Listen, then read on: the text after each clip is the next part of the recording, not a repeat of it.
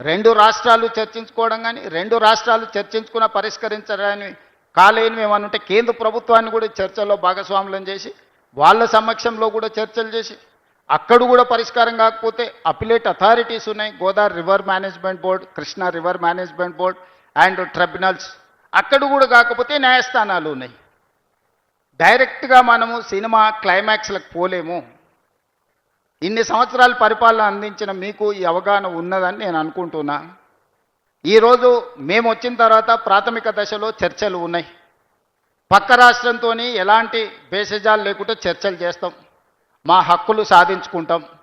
మీకు వివాదం కావాలన్నా పరిష్కారం కావాలన్నా అంటే మేము పరిష్కారం కోరుకుంటాం. మీకు చర్చలు కావాలన్నా పంచాయతీలు కావాలన్నా అంటే మేము చర్చలు కోరుకుంటాం. మేము శాశ్వతంగా మన యొక్క నీటి హక్కులను కాపాడి తెలంగాణలో ప్రతి ఎకరాకి సాగునీరు, తెలంగాణలో ప్రతి పౌరుడికి తాగునీరు అందించడమే మా లక్ష్యం. దానికి సంబంధించిన నిధులను వనగూర్చుకుంటాం. దానికి నిధులను ఎట్లా సమీకరించుకోవాలనో ప్రణాళికలు చేసుకుంటాం. ఒక ప్రణాళికబద్ధంగా మేము ముందుకు వెళ్ళదలుచుకున్నాము. దయచేసి ప్రతిపక్ష నాయకుడు చంద్రశేఖరరావు గారికి, శాసనసభ్యులు హరీష్ రావు గారికి, ఇతర కీలకమైన నేతలకు నా సూచన ఒక్కటే, సహేతుకమైన విమర్శలు చేయండి.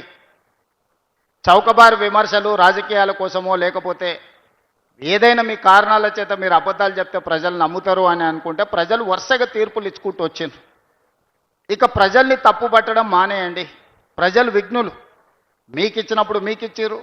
94 నుంచి 2004 వరకు టీడీపీకి ఇచ్చారు, 2004 నుంచి 2014 వరకు కాంగ్రెస్కి ఇచ్చారు, 2014 నుంచి దాదాపుగా 2024 వరకు బీఆర్ఎస్కి ఇచ్చారు, ఇక్కడ నుంచి 2034 వరకు మాకు ఇవ్వబోతున్నారు. నేను మొదటి నుంచి అదే చెప్తున్నా, ఇప్పుడు కూడా అదే చెప్తున్నా.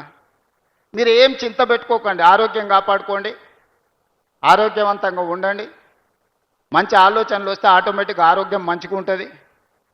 అప్పుడప్పుడు కడుపులంతా బాధ పెట్టుకొని ఇదేదో మా వారసత్వ ఆస్తి, ఈ ఆస్తిని ఎవరో కొల్లగొట్టేసిరు అన్నట్టుగా కడుపులంతా బాధ పెట్టుకుంటే దాంతోనే ఆరోగ్యం దెబ్బతింటుంది. మీకు కూడా అందరికీ తెలుసు కదా, బాధ ఎక్కువైనా దుఃఖం ఎక్కువైనా రాత్రి నిద్ర సరిగ్గా లేకపోయినా చివరికి ఆరోగ్యం దెబ్బతింటుంది.